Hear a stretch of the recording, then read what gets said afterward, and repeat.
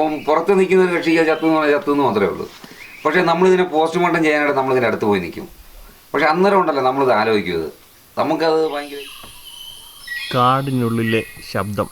വീണ്ടും അതേ ഗവിയിൽ അതേ സ്ഥലത്ത് ഞങ്ങളെത്തി.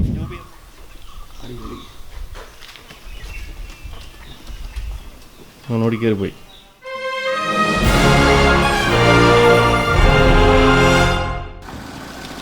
വീണ്ടും നമ്മൾ ഗവിയിലേക്ക് ഒരു യാത്ര തുടങ്ങുകയാണ്. രാവിലെ ഞങ്ങൾ 3:30 ആയപ്പോൾ കോട്ടയത്തു നിന്ന് സ്റ്റാർട്ട് ചെയ്തു.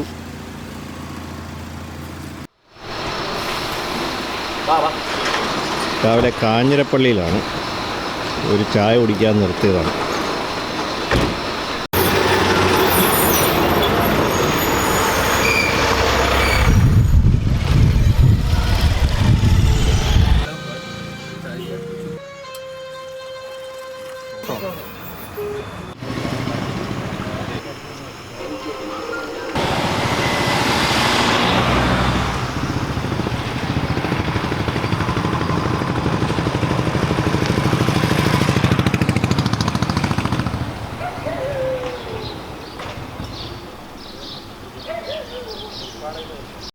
നമ്മളിപ്പോൾ നിൽക്കുന്നത് കുട്ടിക്കാനത്ത് നിന്നാണ്. കോട്ടയത്തു നിന്ന് മുണ്ടക്കയം കയറ്റം കയറി വരുന്ന വഴിയാണത്.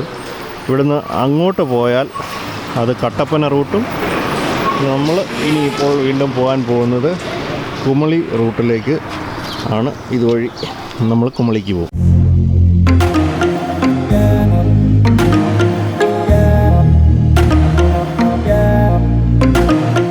മണി 6:15 തകർപ്പൻ മൂടൽമഞ്ഞുണ്ട്.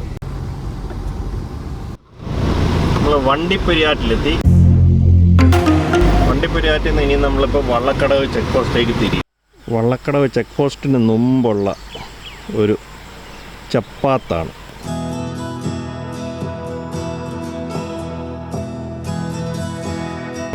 വള്ളക്കടവിലെ ബുക്കിംഗ് ഓഫീസാണ്. ഇവിടുന്ന് നമ്മൾ എൻട്രി പെർമിറ്റ് മേടിച്ച് അടുത്ത ചെക്ക് പോസ്റ്റ്, ഫോറസ്റ്റിൻ്റെ ചെക്ക് പോസ്റ്റ് ഉണ്ട്. ആ ചെക്ക് പോസ്റ്റിൽ കൊടുത്തു കഴിഞ്ഞാലേ നമ്മളെ കയറ്റി വിടുള്ളൂ. അപ്പോൾ എൻട്രി പെർമിറ്റ് ഇവിടെ റെഡിയാക്കിക്കൊണ്ടിരിക്കുകയാണ്. നമ്മൾ വള്ളക്കടവ് ചെക്ക് പോസ്റ്റിലെ ഫോറസ്റ്റ് ഓഫീസിലെത്തിയിരിക്കുകയാണ്. സമയം 7 മണിയായി. അപ്പോൾ രാവിലെ 7 മണിയോടുകൂടിയെങ്കിലും നമുക്ക് ഗവിയിൽ അകത്ത് കയറി. ഇന്ന് നൈറ്റ് സ്റ്റേക്കാണ് പോകുന്നത്. ഗവിയിൽ ടെൻറ്റിൽ സ്റ്റേ ആണ്. അപ്പോൾ ആ ഒരു യാത്രയുടെ തുടക്കം ഗവിയിൽ നമ്മളിവിടെ വള്ളക്കടവ് ചെക്ക് പോസ്റ്റിലെത്തിയിരിക്കുകയാണ്. ഇവിടുത്തെ പേയ്മെൻറ്റിന് വേണ്ടി നിൽക്കുകയാണ്. പേയ്മെൻറ്റ് ചെയ്ത് കഴിഞ്ഞോണ്ട് നമ്മളകത്ത് കയറും. അവിടെ വണ്ടി അവിടെ പാർക്ക് ചെയ്തു. തിരിച്ച് നടന്ന് എന്തെങ്കിലും കഴിച്ചിട്ട് വരാം എന്നുള്ള ഒരു ഉദ്ദേശത്തിൽ ഒരു ചായക്കടയിലോട്ട് പോകണം. നമ്മുടെ ബ്രേക്ക്ഫാസ്റ്റ് രാവിലെ പൊറോട്ടയും മുട്ടക്കറിയുമാണ്.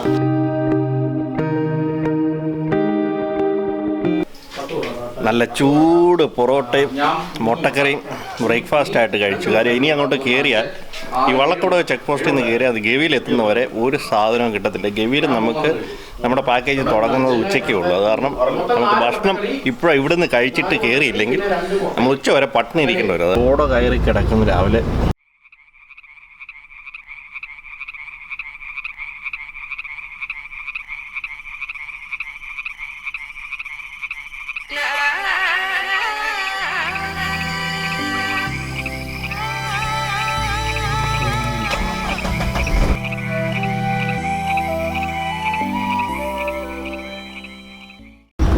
ശരിക്കും പറഞ്ഞാൽ ഇപ്പോൾ നല്ല കൊടും വനത്തിൽ കൂടിയാണ് പോയിക്കൊണ്ടിരിക്കുന്നത്.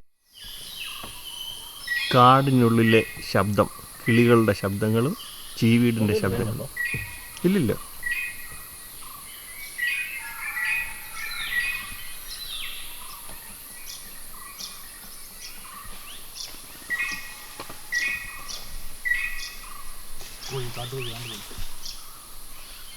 അതാണ് ഇവിടെ ചാടി കളിക്കുന്നത്.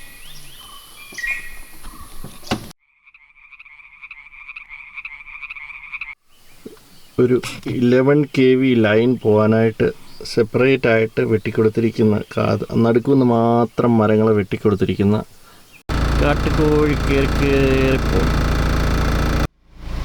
ഇടയ്ക്കൊരു ആൻറ്റി പോച്ചിങ് ക്യാമ്പ് ഷെഡുണ്ട്.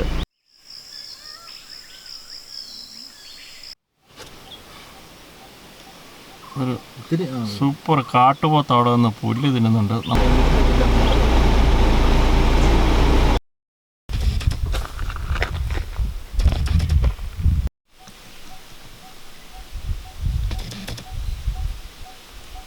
എന്നാ കൊമ്പാന്ന് നോക്കിയാ അതിൻ്റെ ഭയങ്കര സൈസാണോ. ഉയ്യോ അതിൻ്റെ കിട്ടി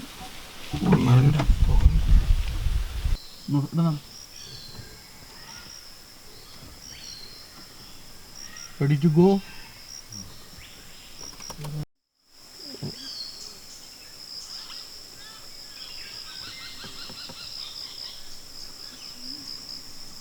മൂവ്മെന്റ് പയ്യെ ആ മൂവ്മെന്റ്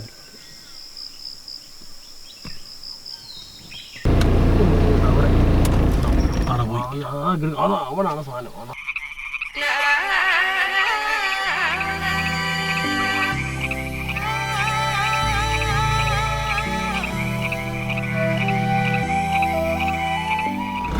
മലയെണ്ണാനിരിക്കുന്നുണ്ട് അവിടെ.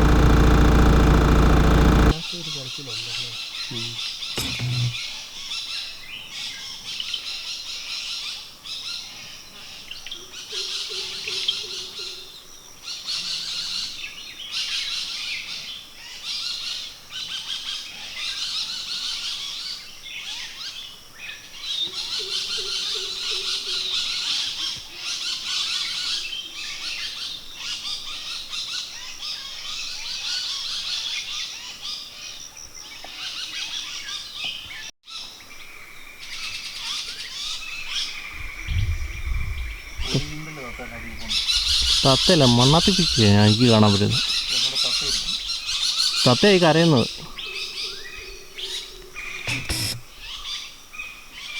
അത് വേറെ സാധനം.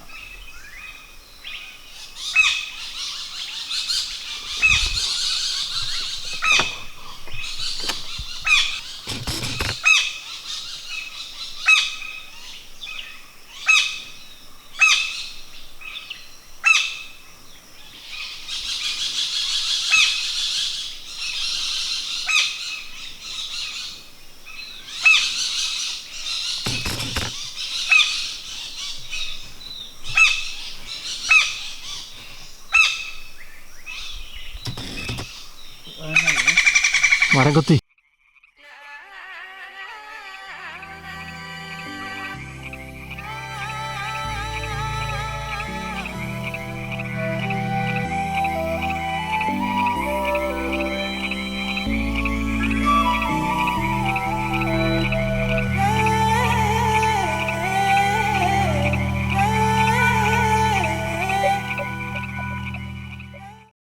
നമ്മൾ കളറടിച്ചാൻ ചെക്ക് പോസ്റ്റിലാണുള്ളത്. ഇവിടെ നമ്മുടെ വണ്ടിയും ഡ്രൈവറുടെ ഡീറ്റെയിൽസും രജിസ്റ്റർ ചെയ്യും. അവിടെ ഒരു കരിങ്കുരങ്ങ് ഇരിപ്പുണ്ട്. നീലഗിരി ലങ്കൂർ എന്ന് പറയും. നീലഗിരി ലങ്കൂർ. ആ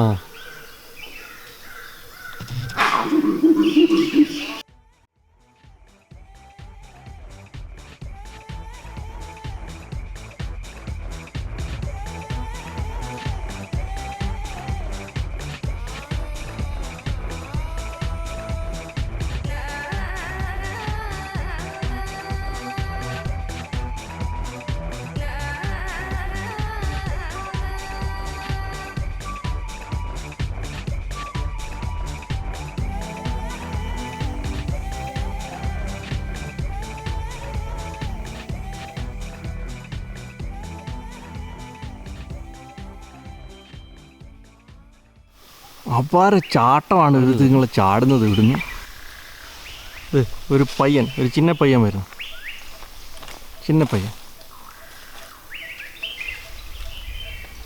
ചാട്ടം കറക്റ്റ് കിട്ടിയില്ല.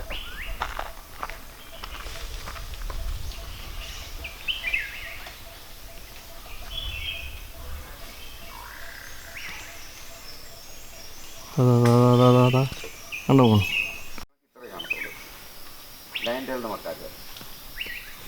ഇതിന് നീലഗിരി ലങ്കൂറിന് നല്ല നീട്ടുണ്ട് വാലിന്. പിന്നെ വേറെ ഐറ്റമുണ്ട് ഹനുമാൻ മക്കാച്ച, അത് ഇവിടെ ഇല്ല.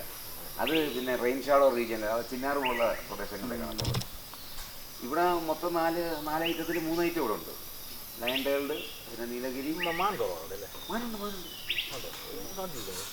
മാന ഇവിടെ വന്നിട്ട് കണ്ടിട്ടേ ഇല്ല. ഞാൻ 3 പ്രാവശ്യം വന്നിട്ടുണ്ട്. മാന കണ്ടിട്ടേ ഇല്ല. മാന ഇഷ്ടമാണ്. മാന അതായത് ബാക്കിന് ഡിയർ അവനകത്തെ കയറി ചാടി. അതൊരു ഈ ഗ്രൂപ്പിൽ നിന്ന് ഇവിടെ മറന്നു വെച്ചിടക്കും. പക്ഷേ ആനയുടെ വലിപ്പം എനിക്കറിയില്ല. എന്നാൽ ഈ സിംഹവും കടുവയും പുലിയൊക്കെ ആനയെ വരെ മറിക്കും.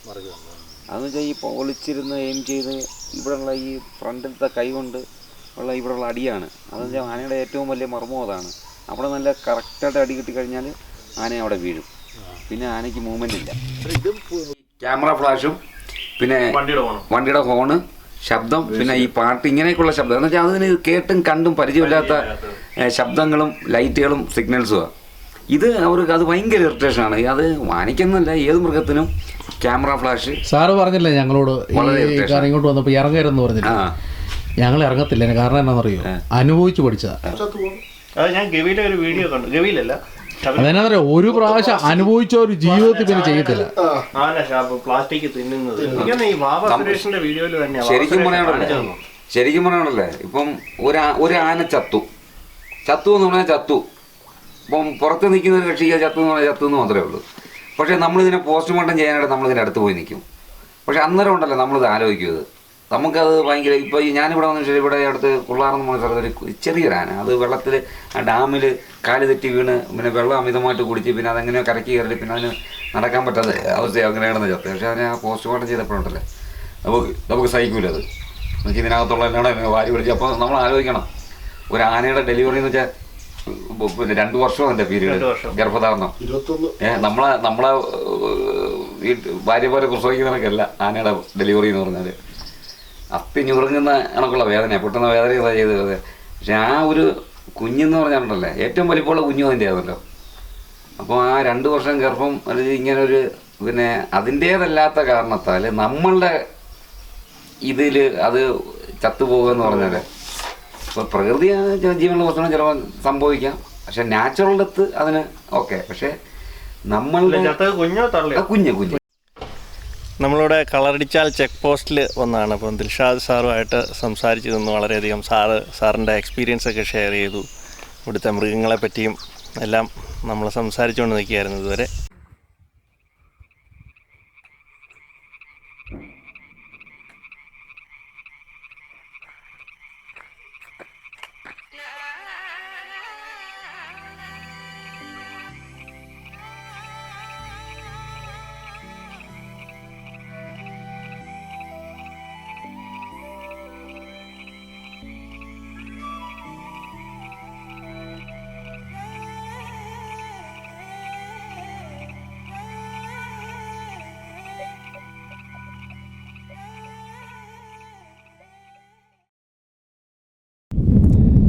വീണ്ടും അതേ ഗവിയിൽ അതേ സ്ഥലത്ത് ഞങ്ങളെത്തി.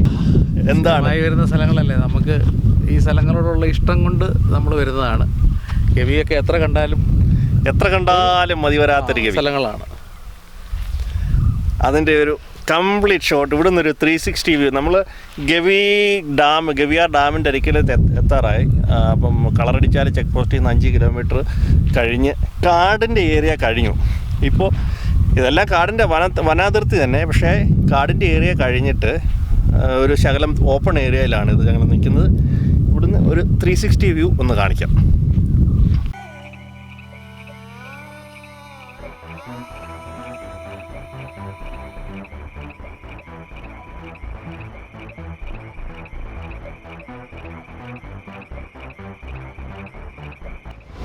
അവിടെയായി അല്പാൽപ്പം റോഡ് പണികൾ നടക്കുന്നുണ്ട്.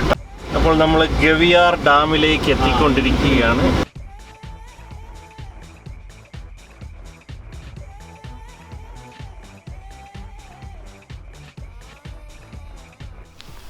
രണ്ട് മൂന്ന് കരിങ്കുരങ്ങുകൾ ഇരിപ്പുണ്ട് അവിടെ, കുടുംബത്തോടെ ഇരിപ്പുണ്ട്. കുരങ്ങൻ വന്ന് വെള്ളം കുടിക്കുന്ന റിസപ്ഷൻ്റെ വാതിൽക്ക് തന്നെ. അപ്പോൾ ഞങ്ങളുടെ ഗവി വരെയുള്ള ഈ യാത്രാ വീഡിയോ നിങ്ങൾക്ക് എല്ലാവർക്കും ഇഷ്ടപ്പെട്ടു വിചാരിക്കുന്നു. ഈ വീഡിയോ നിങ്ങൾക്ക് ഇഷ്ടപ്പെട്ടുവെങ്കിൽ നിങ്ങൾ തീർച്ചയായും ലൈക്ക് ചെയ്യുക, കമൻറ്റ് ചെയ്യുക. മൂവി ട്രാവൽ ഇൻഫോ സബ്സ്ക്രൈബ് ചെയ്യാനും മറക്കരുത്. അടുത്ത ഇതിൻ്റെ കണ്ടിന്യൂഷൻ വീഡിയോയുമായി കാണും വരെ this is Bijoy Varghese, Jubi, Ranjith and Libin signing off. വീണ്ടും സന്ധിക്കും വരെ വണക്കം. കാട്ടാനയ്ക്ക് മാത്രമേ ഈ മതപ്പാടുണ്ടാവുള്ളൂ. നാട്ടാനയ്ക്ക് മതപ്പാടുള്ളൂ, കാട്ടാനയ്ക്ക് മതപ്പാടുകൾ ഉണ്ടാകാറില്ല. എന്ന് വെച്ചാൽ കാട്ടാനയ്ക്ക് മതപ്പാടുണ്ടാകാത്തതിന് കാരണം എന്ന് വെച്ചാൽ പ്രകൃതിയോട് ഇഴകി ചേർന്ന് പ്രകൃതിയുടെ നിയമങ്ങൾക്കനുസരിച്ചാണ് അതിൻ്റെ ജീവിതം മുന്നോട്ട് പോകുന്നത്.